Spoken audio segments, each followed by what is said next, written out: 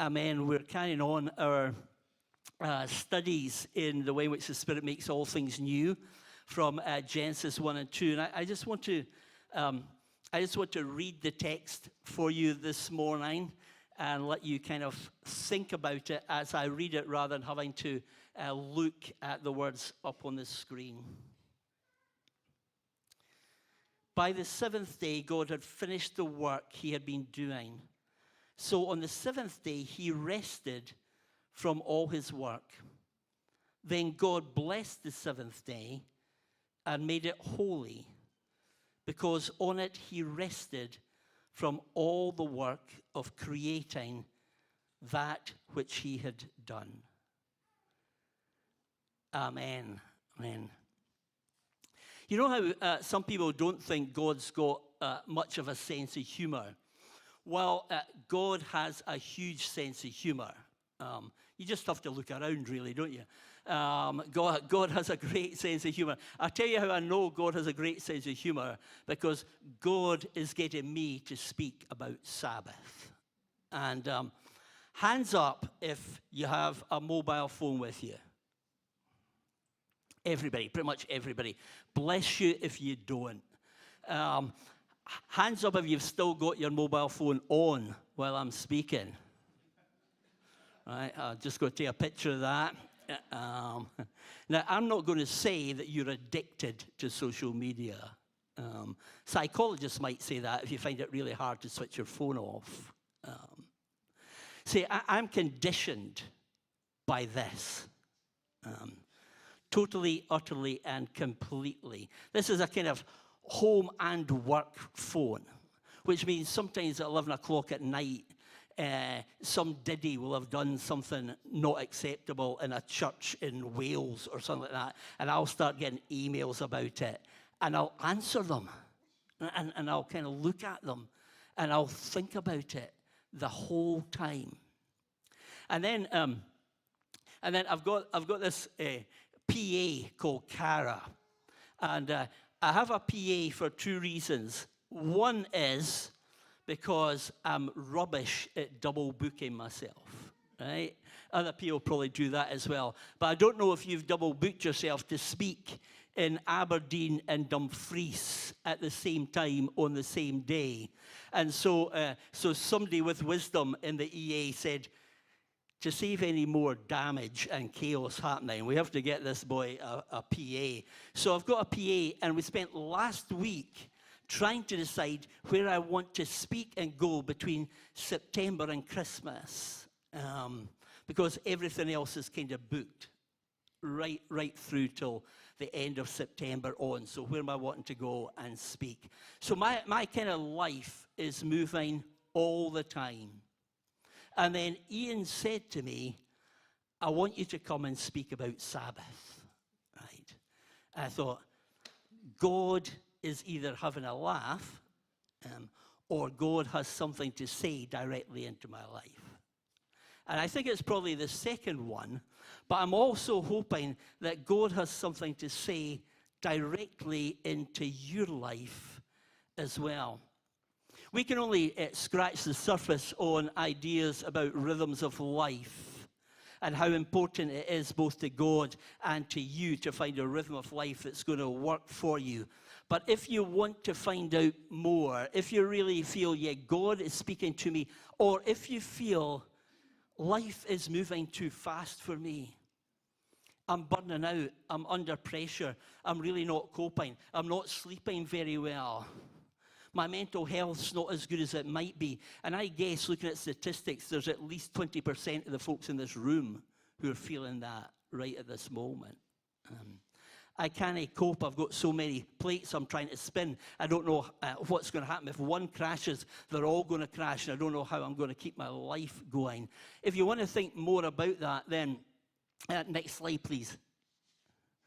Then I'd encourage you to get the name of this book, because this book radically looks at areas around Sabbath and rest and how God really meant us to live our lives.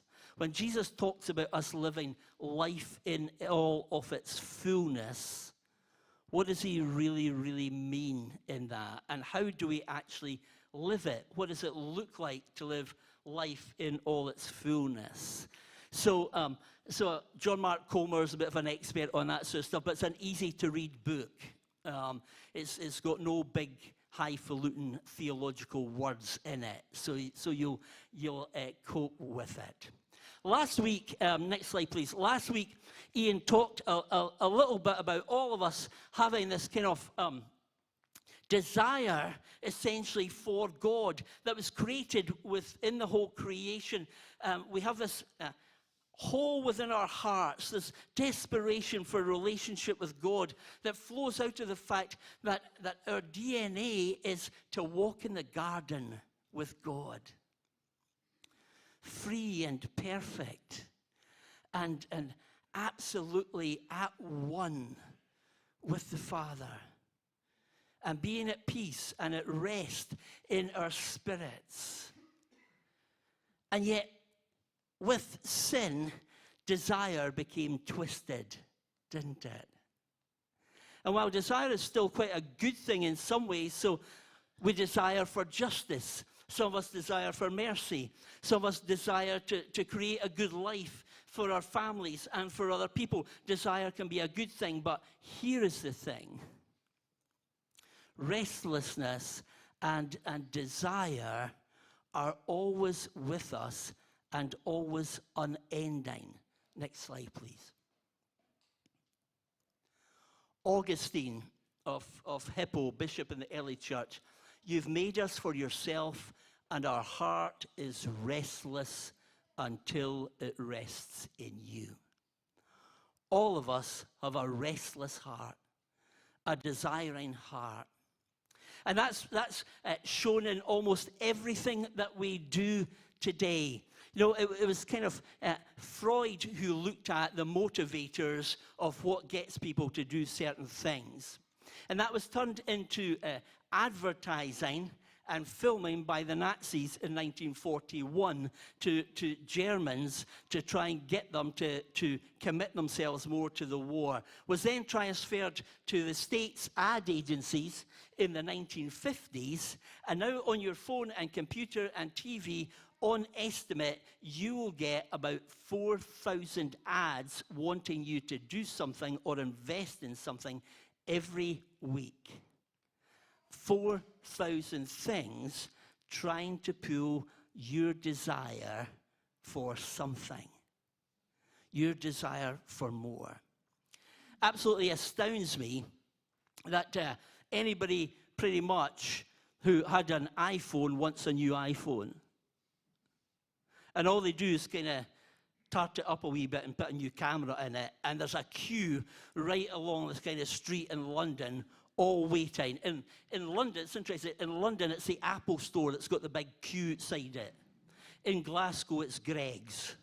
I don't know what that says about Glaswegians or about Scots or whatever. We can do without a phone, but a pie, no, that's a different matter altogether.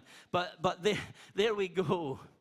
The desire is for more, and then for more, and then for more. The desire is when we've got that, we actually want that, and then we want that, and then we want that, because that never satisfies. And then we kind of look for that car, and then as soon as we've got that car, we think, oh, that car's faster, or I should have gone for that color. And we go on and on and on and on. And our lives can be pictured by the way in which this endless desire drives us for more stuff and more of this or that or whatever it is. And when we get it, it never fulfills that restlessness within our spirits. And so we go for something else, and we go for something else. And then we desire to look different. And so we go to the gym and it doesn't quite do it. And then we go for another gym, doesn't quite do it. And then we use Botox, doesn't quite do it. And then we get more plastic surgery, doesn't quite do it. I'm not speaking from personal experience, you understand. Neither the gym or the plastic surgery, to be honest with you.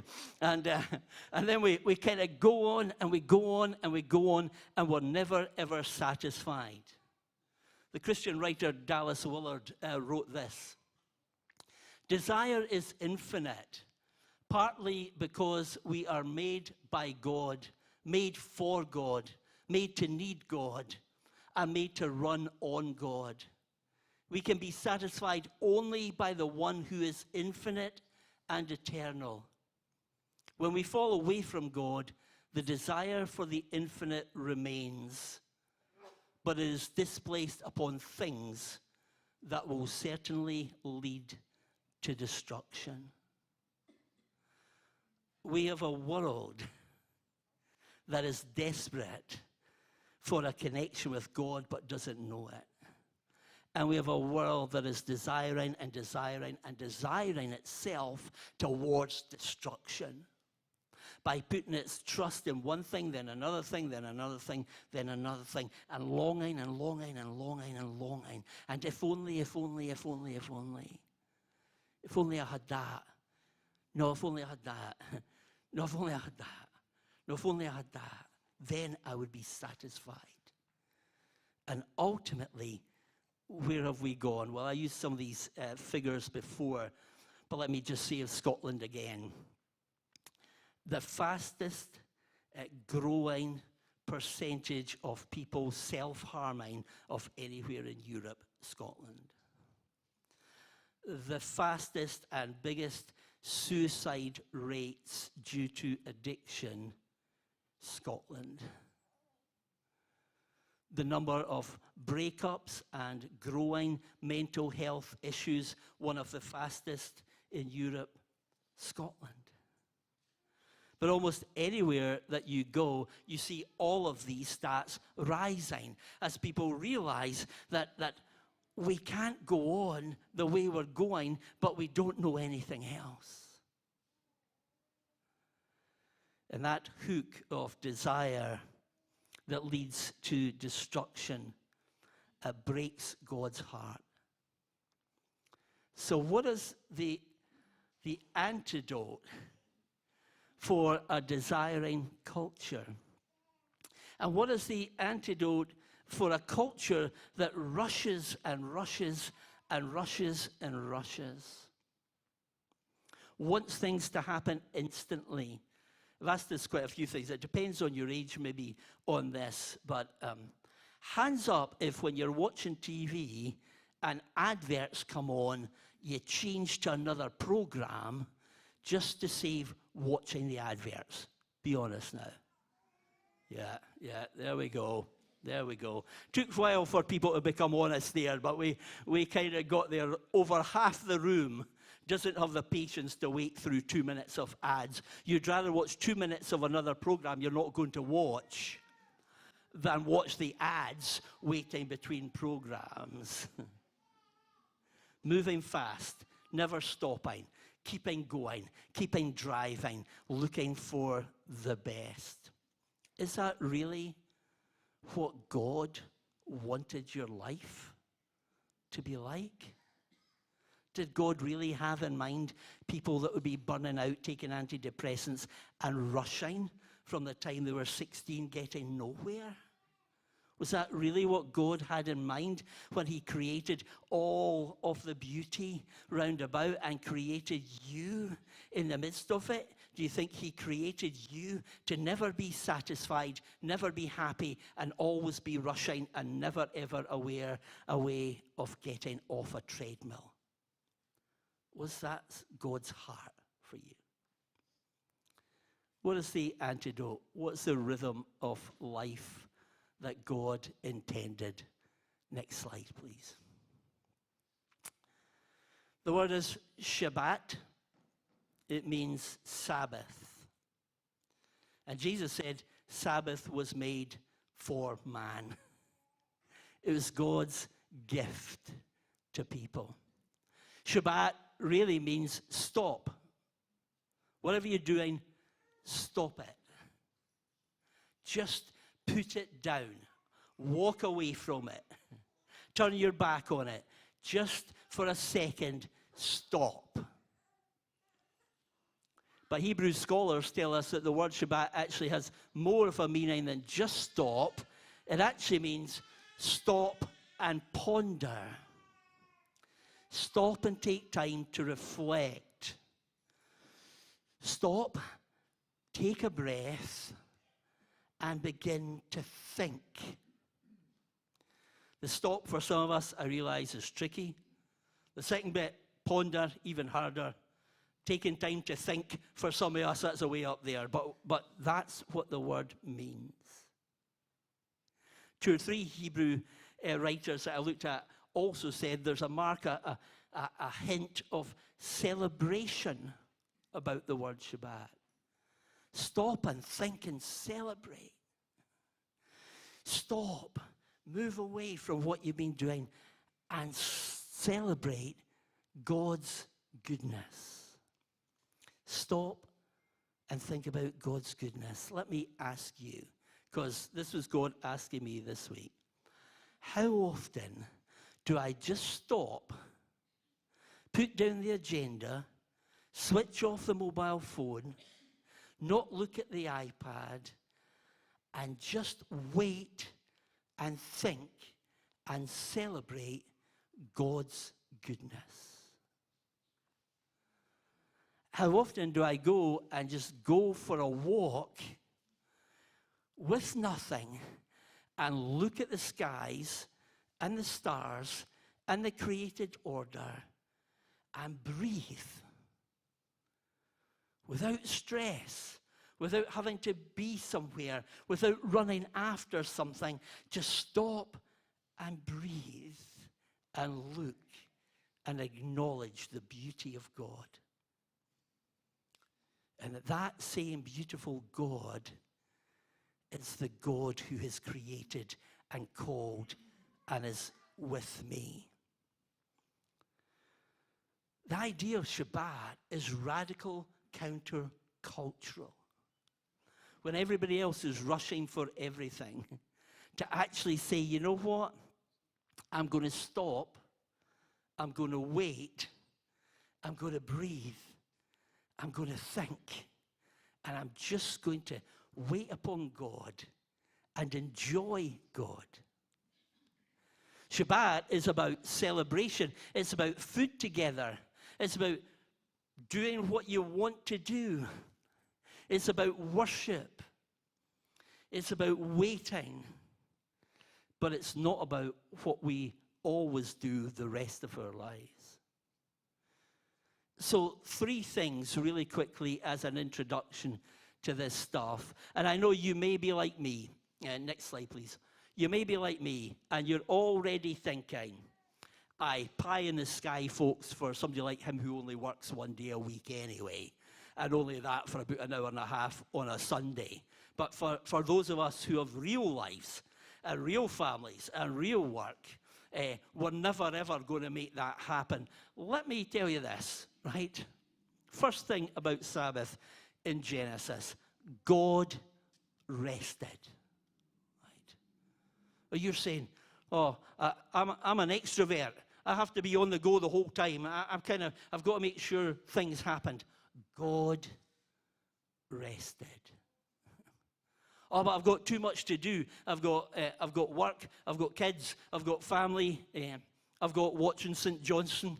I've got whatever else nonsense I waste my time on. I've got all sorts of stuff. God rested. Why did God rest? God of infinite energy. God who is in time and above time. God who is beyond everything that we can imagine, rested because God was demonstrating to his created order that there has to be a rhythm that involves rest. There has to be a life that involves stepping back and looking and reflecting and waiting and enjoying that which has been made. God rested. So if God rested, specifically so that you would understand about rest, and then, just to make sure we got it, God adds it in as one of the 10 Commandments. And then Jesus speaks about it. We get the sense that Sabbath is really, really important to health and well-being. Not just to spiritual health, I would say, but to all health and well-being. Your mental health will be better if you can find a way to Sabbath. I believe that. Your whole life will be better if you have a rhythm that is dictated by what God said, rather than by what the world expects of you. So that's the first thing. Second thing. Sabbath, it said in Genesis 2, was to be a blessing. You notice in the creation stories, there's only 3 actual blessing things. There are the animals that are to go and grow in number. There are humans that are to go and to guard and take the land, so to speak, and procreate. And the only other thing where the word blessing is connected is the word Sabbath.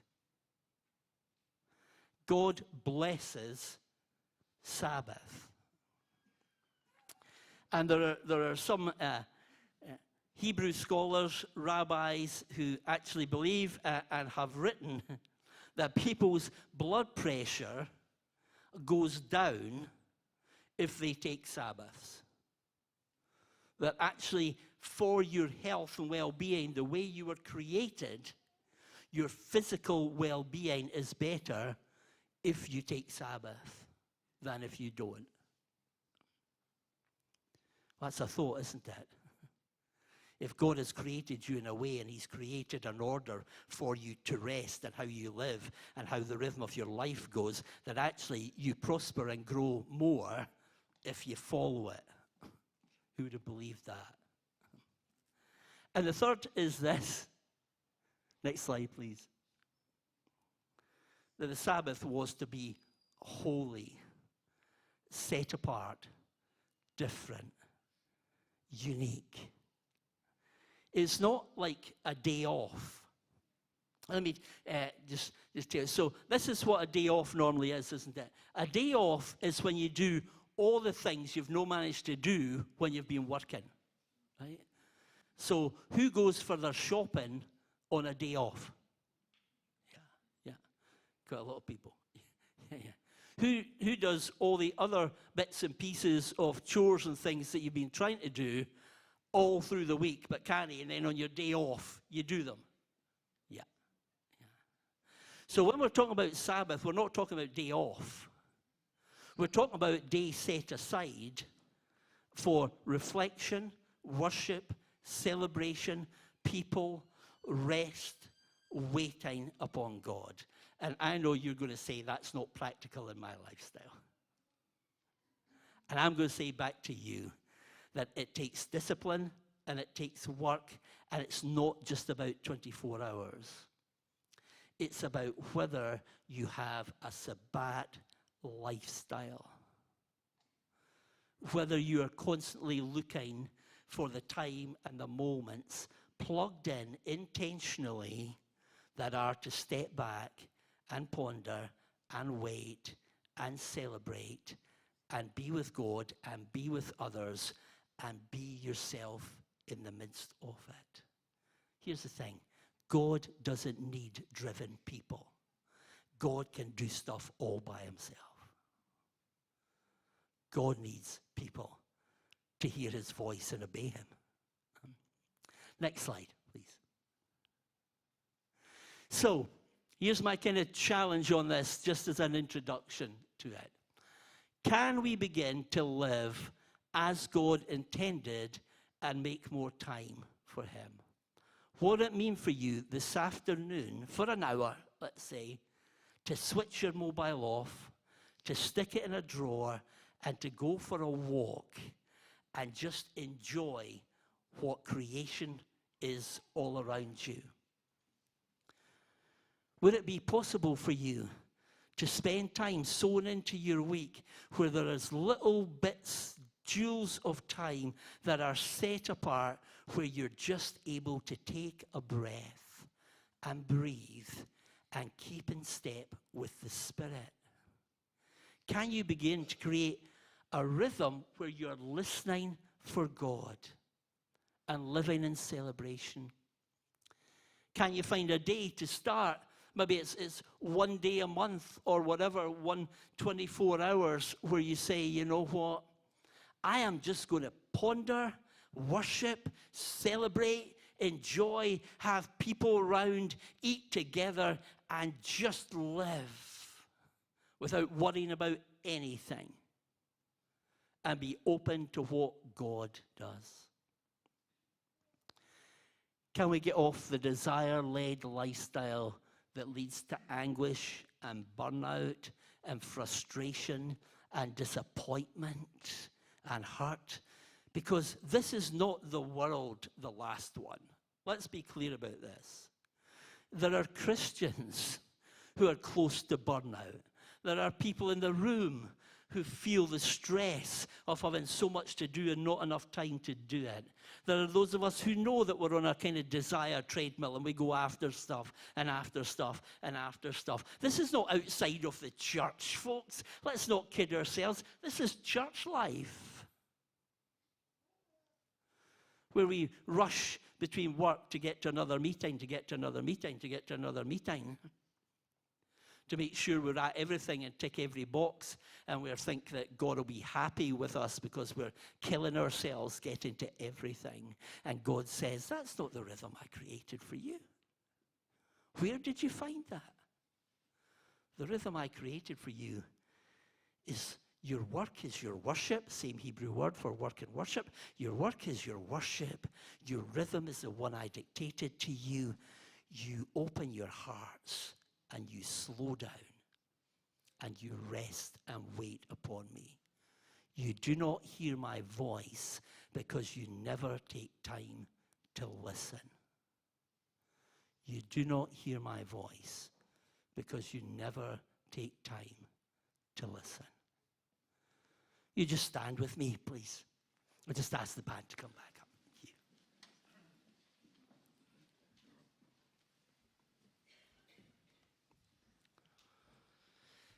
Let's just bow our heads and just reflect for a moment.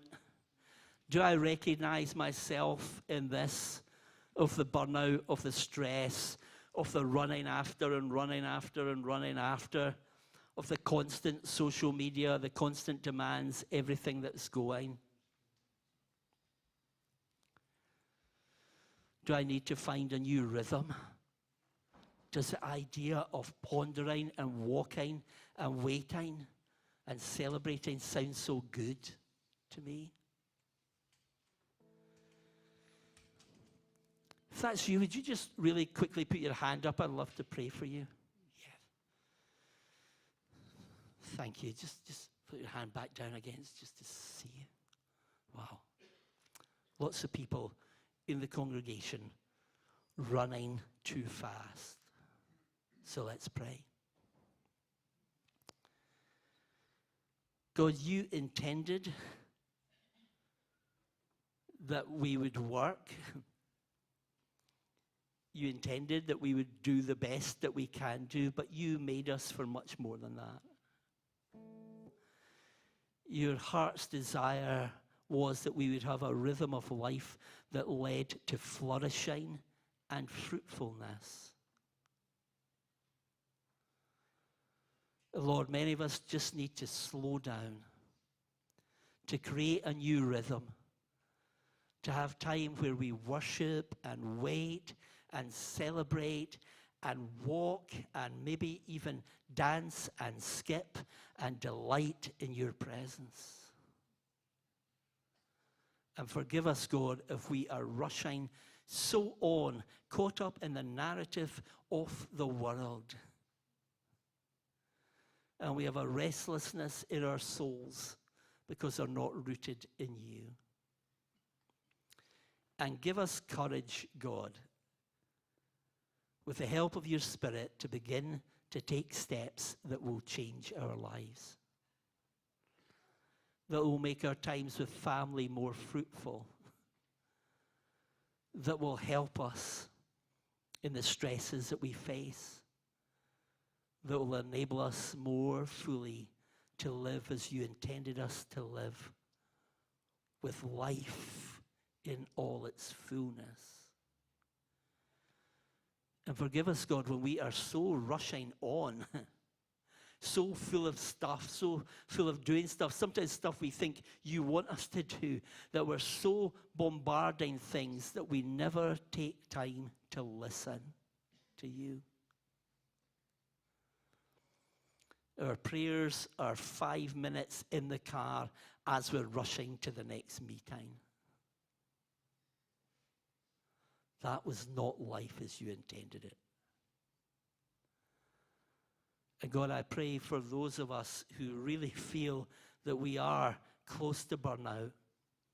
We're on that treadmill, we can't find a way out of it. Lord, by your Spirit, will you help us to make the changes we need to make? And fill us afresh with the joy of our salvation. In Jesus' name, amen.